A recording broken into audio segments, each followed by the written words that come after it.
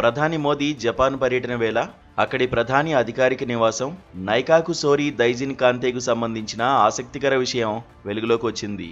ప్రస్తుత జపాన్ ప్రధాని షిగేరు ఇషిబా అధికారిక నివాసంలో ఆయన ఉండడం లేదని, ఓ ప్రైవేట్ ఇంటిని తన అధికారిక భవనంగా చేసుకున్నారని సమాచారం.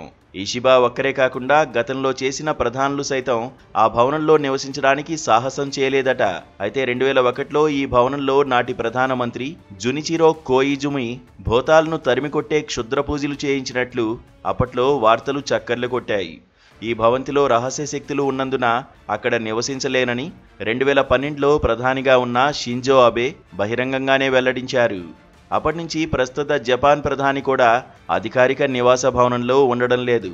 కాగా మిస్టరీకి నెలవైన జపాన్ ప్రధాని అధికారిక నివాసం టోక్యో నగరంలో ఉంది.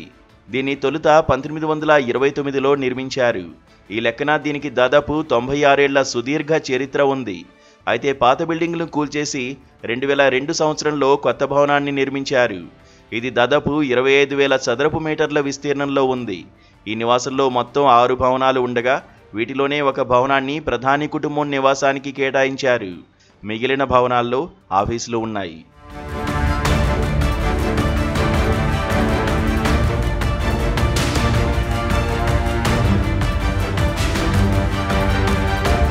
అయితే జపాన్ ప్రధానమంత్రి అధికారిక నివాసాన్ని 1929లో నిర్మించాక తొలుత మనుషుల వల్లే ఇబ్బందులు ఎదురయ్యాయి.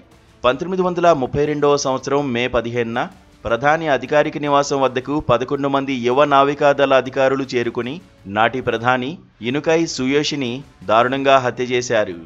జపాన్ సైనిక విస్తరణ ప్రణాళికను ఆయన వ్యతిరేకించారనే కారణంతో ఇనుకై సుయోషిని మర్డర్ చేశామని సైనిక కోర్టు ఎదుట యువ నావికాదళ అధికారులు చెప్పారు.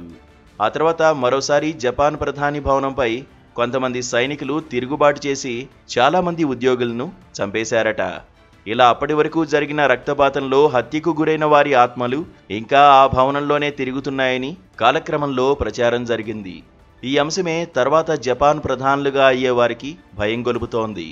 అందుకే వారు సకల వసతులు కలిగిన ఈ భవనంలో ఉండేందుకు సింపుల్గా నో చెప్పి ఇతర ప్రైవేట్ ఇళ్లలో ఉండేందుకే ప్రయారిటీ ఇస్తున్నారు.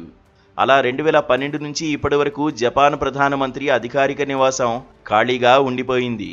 మరోవైపు ఆ భవనం నిర్వహణకు ప్రభుత్వం ఏటా 10 కోట్ల రూపాయలకు పైగా ఖర్చు పెడుతున్నా అందులో ప్రధానులు ఉండకపోవడాన్ని జపాన్ ప్రజలు సహా ప్రతిపక్షాలు తప్పుబడుతున్నాయి.